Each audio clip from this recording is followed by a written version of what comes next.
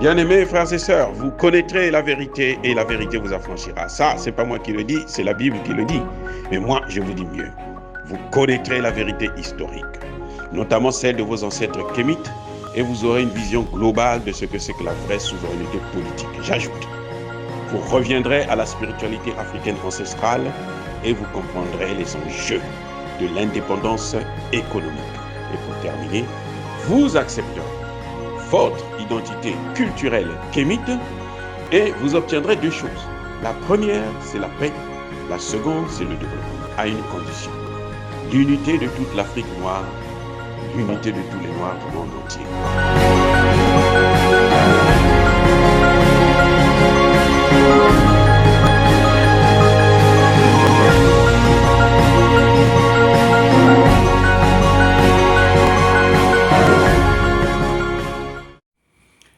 Otep à tous, bienvenue sur la chaîne des panafricanistes par essence, par conviction et par excellence.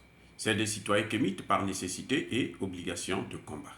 Nous sommes une chaîne qui n'est guidée que par nos ancêtres et rien que par les ancêtres qui appartiennent à l'égrégore du monde noir. Par conséquent, nous ne croyons en aucun Dieu venu de l'étranger. Toutefois, cette vidéo n'est aucunement destinée à inciter à la haine ou à la violence, car nous menons un combat qui est d'abord et avant tout spirituel, intellectuel et démocratique. Ensuite, il est politique, géopolitique et géostratégique. Contre l'impérialisme, le colonialisme, le néocolonialisme et l'endocolonat, qui sont tous qualifiés de crimes contre l'humanité. Nous menons ce combat sur la base du principe fondamental que nous avons hérité de nos ancêtres kémites, qui est celui de la Mahat, c'est-à-dire solidarité, vérité et justice. Vous êtes donc en droit de connaître la vérité et nous avons l'obligation de vous dire la vérité, rien que la vérité, afin que justice soit rendue au continent africain. Et ça, c'est notre modeste contribution dans cette noble lutte en faveur de la souveraineté, la dignité, la solidarité et l'unité africaine. Ça, c'est ce que nous appelons le panafricanisme. Bien-aimés frères et sœurs, nous devrons nous préparer à affronter avec plus de force les velléités de la France de recoloniser le continent africain. La France est dans des problèmes sérieux et très sérieux. La France est un pays en faillite. Emmanuel Macron a beau tourner, c'est un empire qui est terminé. C'est un empire en perdition. C'est un empire qui ne devrait plus exister. Aujourd'hui, au moment où nous parlons, la France a perdu toute sa production, a perdu 69% de sa production des engrais. 70% de la production métallurgique. Eh oui, la France est endettée à hauteur de 3 000 milliards d'euros. Au troisième semestre de 2022, 9 000 entreprises ont fait faillite en France. Et vous avez 38 000 entreprises qui sont en cessation de paiement. Le chômage, donc, ne fait qu'augmenter. Et avec la flambée des prix du gaz, l'industrie française va complètement disparaître. Ou elle sera obligée de délocaliser vers les États-Unis, là où le gaz coûte moins cher. Ça a d'ailleurs déjà commencé dans d'autres pays comme en Allemagne, ainsi de suite. La société qui fabriquait, la grande société européenne, franco-allemande, qui devrait fabriquer les batteries électriques, avec des matières premières qui viennent d'Afrique, bien sûr. Hein. il faut aussi souligner ça, parce que c'est ça le problème. Cette société a été mise en stand-by et ils vont ramener ça aux États-Unis. Créer des emplois aux États-Unis. Parce que les États-Unis, vous savez quoi? Nous avons pris une loi ici, là, aux États-Unis, là, pour que on accorde des aides pour l'achat de voitures électriques seulement pour des voitures fabriquées aux États-Unis et ayant des batteries fabriquées aux États-Unis. Donc, les voitures américaines avec des batteries américaines. Donc, les Européens sont obligés de venir ici, de délocaliser leurs entreprises vers les États-Unis. La France en premier. Avec, vous voyez, avec l'augmentation avec plutôt une forte inflation qui entraîne aussi l'augmentation des intérêts, la France, les entreprises françaises ont de plus en plus du mal à subsister. Donc, que veulent faire les Français?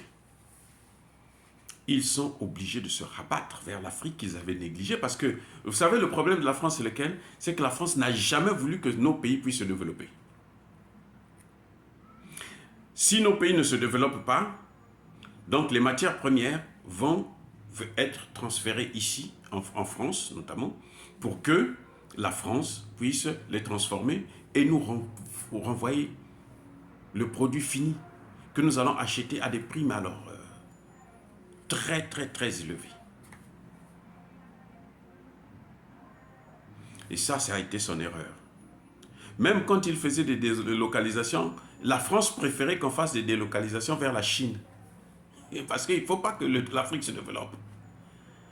Et maintenant, ce qu'elle veut faire, c'est de récupérer les territoires. C'est pour ça que la France est prête à tout. Je vous ai dit la dernière fois que la France menace d'utiliser l'arme nucléaire. Bon, elle fait le chantage parce que son arme nucléaire déjà est caduque, c'est la poubelle.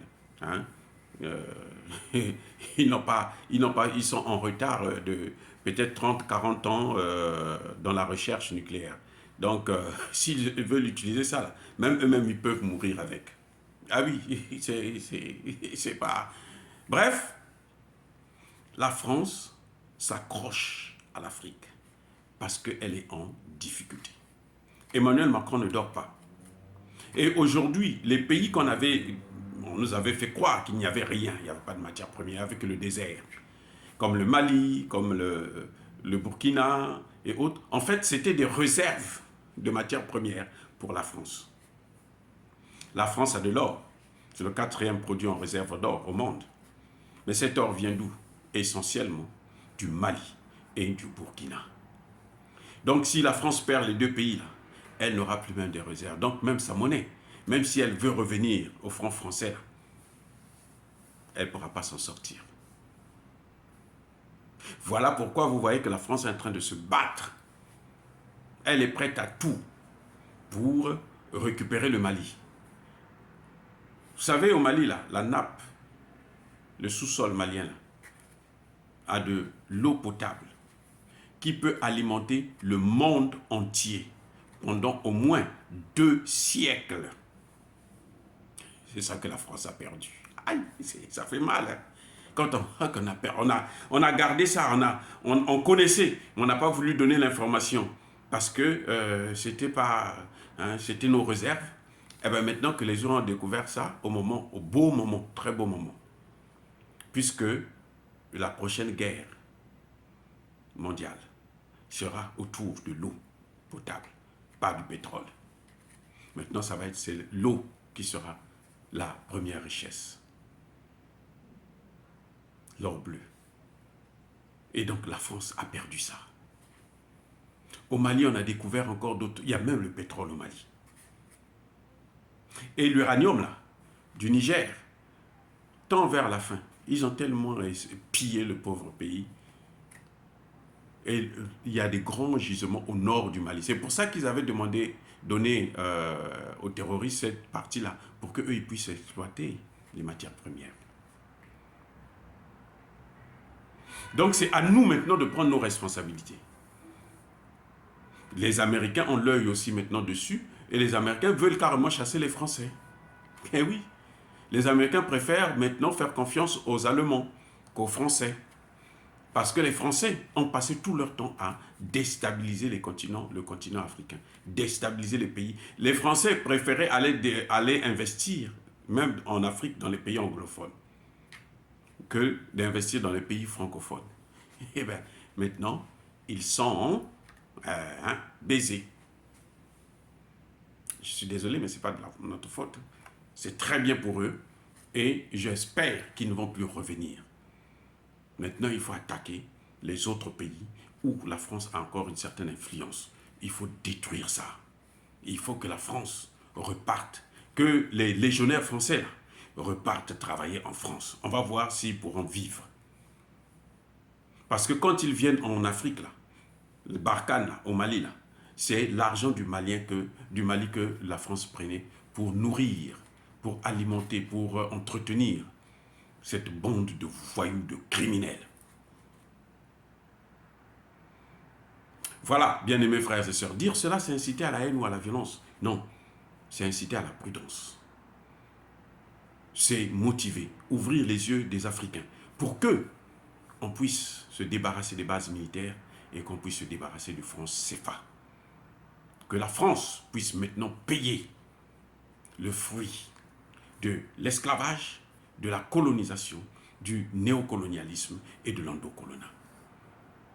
Du fait qu'elle entretient nos leaders, elle détruit nos leaders, elle arrive à corrompre nos leaders pour qu'ils puissent être des marionnettes à leur service alors que nous en avions besoin d'eux pour le développement de nos pays.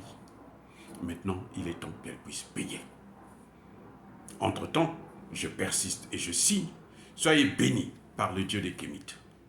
Et que tous ceux qui persécutent l'Afrique, les Africains et notamment les panafricanistes, tous ceux qui pillent le continent africain et le déstabilisent, qu'ils soient étrangers ou africains, c'est-à-dire kémites noirs, que ceux-là puissent être maudits, foudroyés, punis, écrasés par le Dieu des Kémites et par nos ancêtres angélisés.